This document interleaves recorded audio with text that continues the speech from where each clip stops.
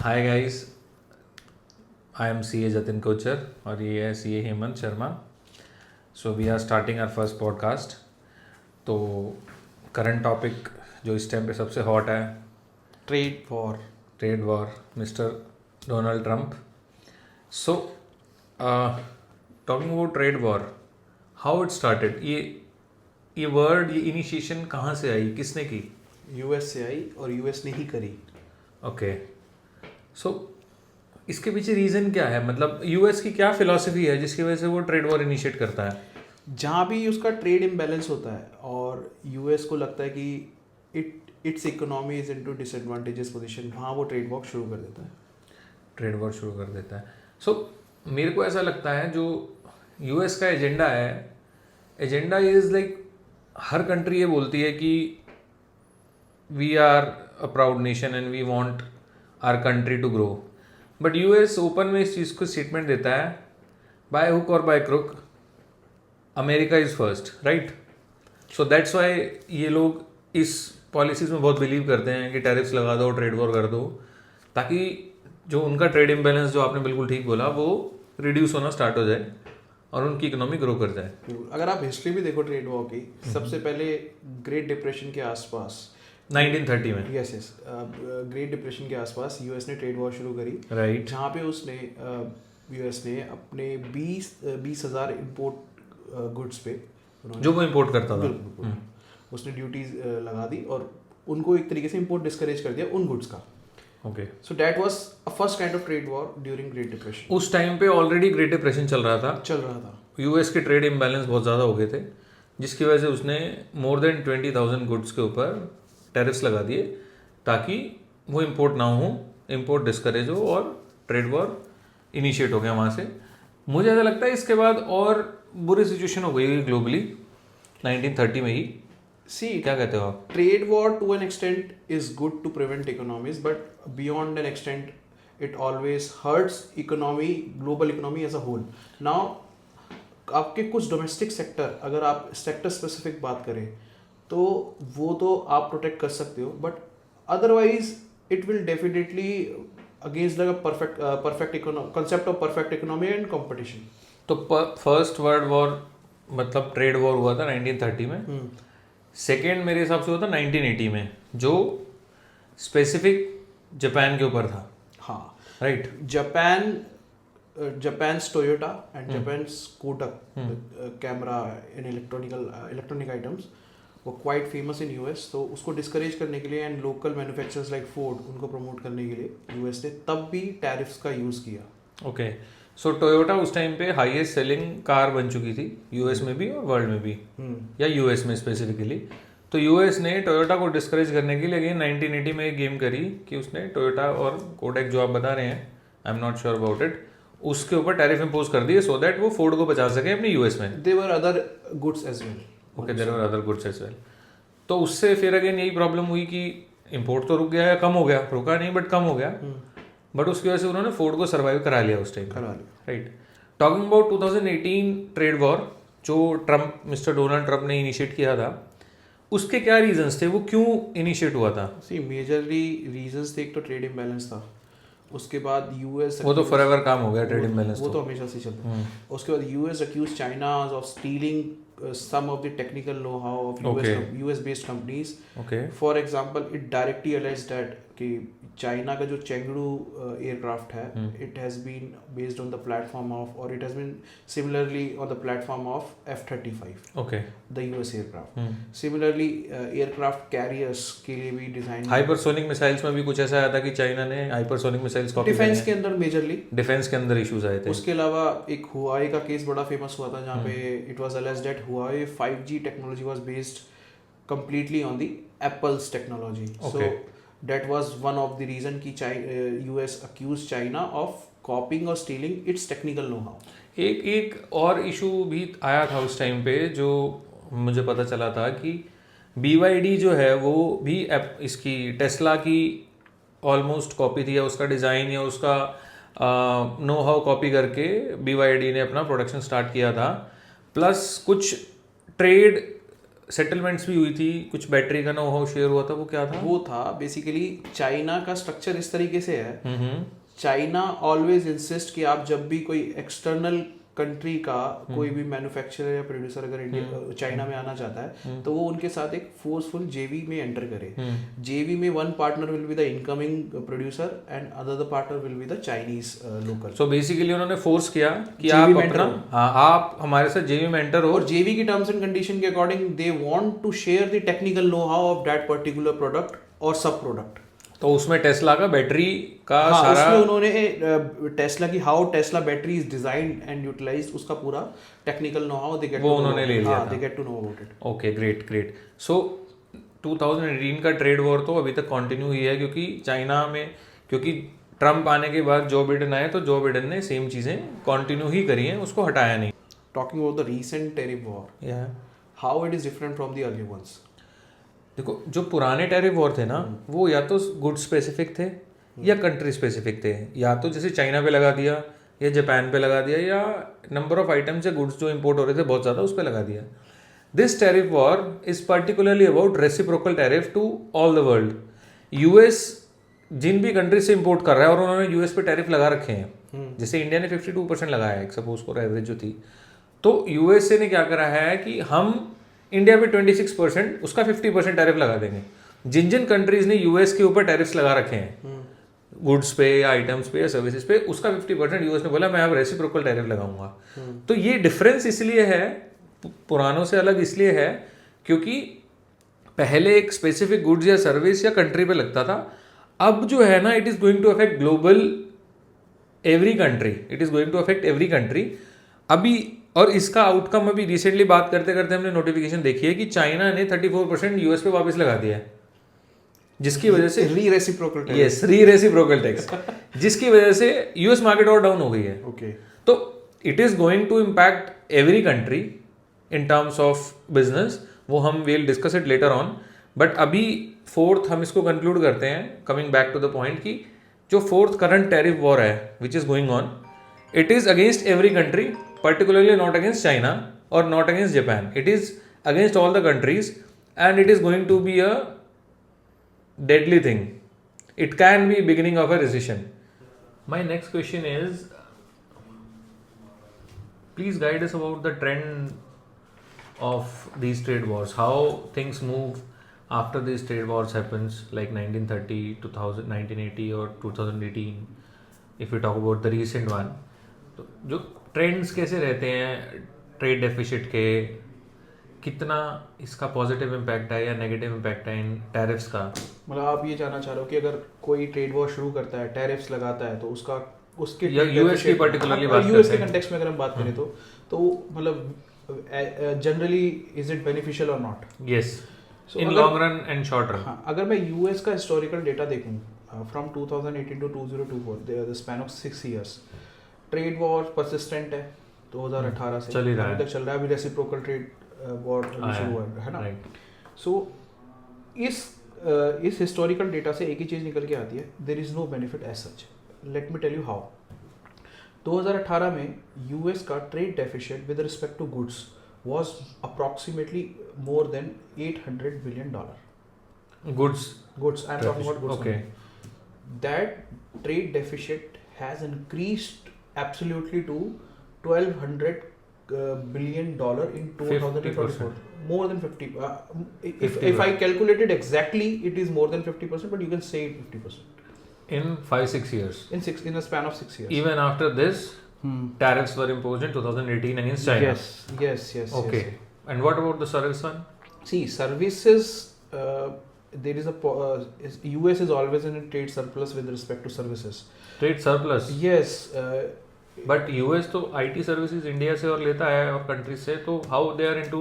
See, there are some US specific services, like, majorly consist of intellectual property. Like कुछ brands हैं जैसे McDonald's, Microsoft, तो उसकी franchise आती है, फ्रेंचाइजीज की रॉयल्टी इनकम यूएस में जाती है. Other than that, banking and financial sector and insurance sector okay, is also one of the major contributor to its service export.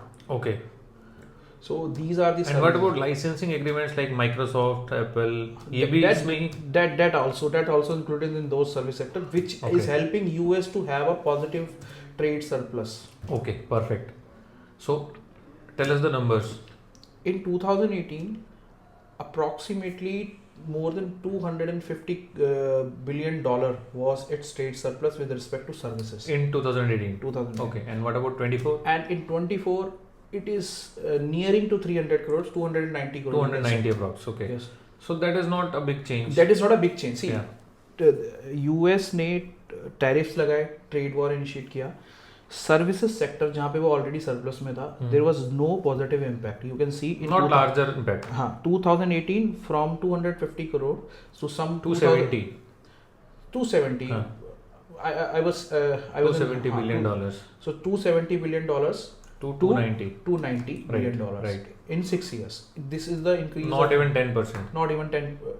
Not even 10%. Yes. Right. So this is the increase in trade surplus with respect to services. Right. If you see the goods, there is a decrease of more than half. Earlier it was approximately 800 crore. Trade deficit was 800 crore. Now it is 1200 crore. So it is 50%. That gap has widened. Yes. Overall trade deficit has increased. Yeah. Okay. So that is not a big impact. No. Right. But हमें 2 साल तो Covid के भी इसके अंदर एक छोड़ने पड़ेंगे, पूरे वर्ल्ड का exempt करने trade पड़ेंगे. hamper right right. बट मेरा एक क्वेश्चन हो रहा है कि कोई भी मिनिस्टर या कोई भी इकोनॉमिस्ट कोई पॉलिसी इंप्लीमेंट करता है तो उसका प्राइमा फेसी मुझे लगता है कि टारगेट या पर्पस रहता है कि अपने ऑडियंस को या अपनी कंट्री की जो पॉपुलेशन है उसको ये दिखाना कि दिस पॉलिसी और this change is going to impact us in a big way. So larger run में तो उसका कोई बहुत ज़्यादा इम्पैक्ट मुझे दिखता नहीं है. बट क्या स्मॉल रन में इसका इम्पैक्ट होता है? छोटे पीरियड के लिए क्या ट्रेड डेफिसिट कम हुए हैं? Yes, definitely कुछ पीरियड के लिए ट्रेड डेफिसिट कम हुए हैं. But considering the overall impact, that is negligible or not to be considered at all. Okay. Now, even if you see it as a comparison with respect to the GDP. I was coming to that कि हम सिर्फ we cannot take this measure of trade deficit alone. We have to consider it with the growth of the country.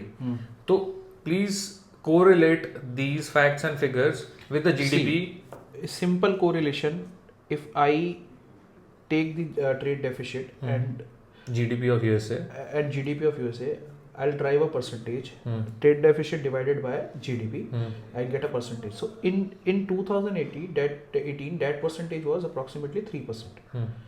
Now the trade deficit as a percentage of GDP has increased to 3.40%. Okay. There was an absolute increase of 50% in goods, as we discussed, Trade from deficit. 800 to 1200 crores. Now that deficit As percent of GSD, yes, as a GDP has also increased significantly. is also From 3 to 3.4%. Yes. But that means that these trade wars are not going to impact in a better way. In fact, it is a threat or a danger to US itself. See, there is a different perspective to this point also. आप ऐसे सोच रहे हैं कि कुछ फर्क तो पड़ा नहीं ट्रेड वॉर का या ट्रेड रिस्ट्रिक्शंस का या ट्रेड टैरिफ्स का. Now take it from this point of view. आज जो अगर ट्रेड वॉर नहीं होती तो this increase from 3% to 3.40% could have been much higher, which right. has been restricted to 3.4% only. Right. So this can be another perspective to look at it. So they have reduced the speed of trade deficit. Yes. That's what you are trying to say. Yes. Okay, moving to our next part. Trade war in Indian context. So what do you think that this trade war is going to affect Indian market in terms of our businesses, our share market and retail investors? So our policy makers have foreseen the scenario of trade wars in advance. Like this can happen in future. Yes. So what they have done to protect that? They have adopted the measures of Atmanirbhar Bharat, Okay. Make in India, some product link incentive schemes for The some PLI you're talking Yes, about, yes, production yes. link incentive. Yes, production link incentive scheme. So they have taken or promoted these 3 or some others schemes to boost domestic industry. Okay.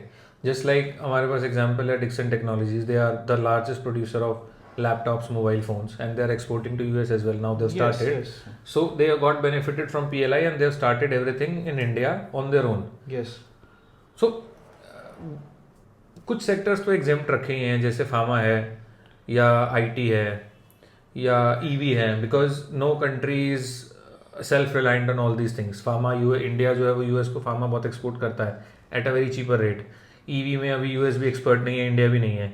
But कुछ sectors ऐसे हैं जैसे textile है. तो what are your opinion कि textile में बांग्लादेश और Vietnam के कंपैरिजन में इंडिया को क्या बेनिफिट होगा?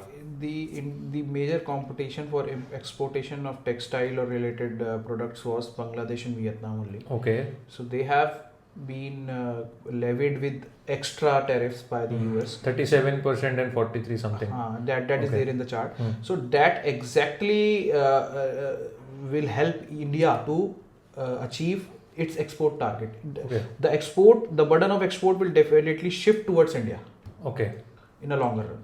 Okay, so it is going to be It is going to benefit Indian India. textile. So we got to know about Atmanirbhar Bharat and these exempted sectors. What about India as a whole, or how our share market or how our various companies that can have a ripple effect are going to perform in near future? And what do you think? Is it better to wait and watch or to stay away or to jump into the market? So what are your opinions on that? So it is a wait and watch strategy, as you said.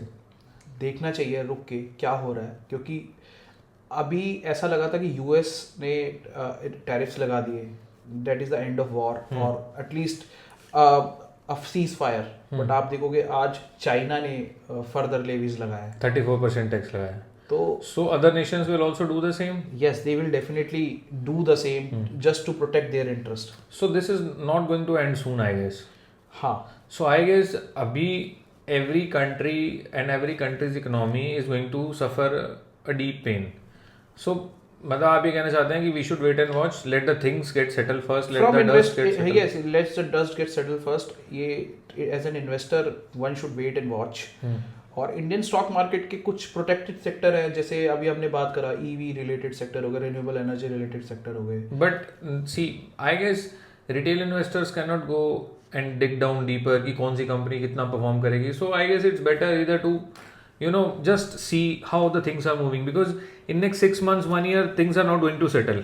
Yes. So जब तक चीज़ें settle नहीं होती हैं, why to take unnecessary risk, right? So absolutely you are saying that we have to wait, we have to see how the things move. Let's take this as an experience. Let's not focus on earning money every time. Exactly. Let's see how the things move. Exactly. We have one more question. What do you think, will USA be sidelined? Because I have seen various nations are, as you said, that China has imposed the tariff. Various nations, along with European Union, they are planning to, fight against USA. So how do you think? USA will definitely be sidelined, considering its strategy of offense is the best defense. So US will definitely be sidelined, but it will not be completely ignored, as no economy except North Korea can be completely ignored. So US will definitely be sidelined, but not to a greater extent. They have to rely on other countries for their specialization, and we have to rely on US for their part of specialization. So it's a reciprocal thing. It will be sidelined, but not completely.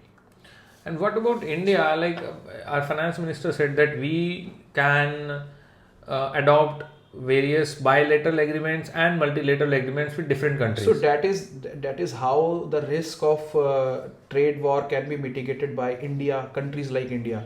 So as our finance minister rightly said, we have to rely on various multilateral and bilateral agreement with different countries, and even with different developing countries also, so as to have available for us a new market. Okay. So by this we are going to end our podcast. Thank you for watching. We have a question for you guys. Thank you for watching first of all, and the question is this the beginning of pre-recession? Like, is it a pre-recession period, or we have entered into recession? There are certain factors like GDP, unemployment, rising inflation. So there are 4 to 5 factors. आप Google जाइए, Google करिए, इन factors को देखिए क्या क्या factors हैं, how the market is reacting, or how these factors are happening in the market, whether we are into the pre-recession time or recession time. Give us your answers into the comment. We'll wait for your updates, and do let us know in case you want any podcast on any topic that you think fit. Thank you so much. Signing off, Jatin. And Signing Hemant. off, Hemant.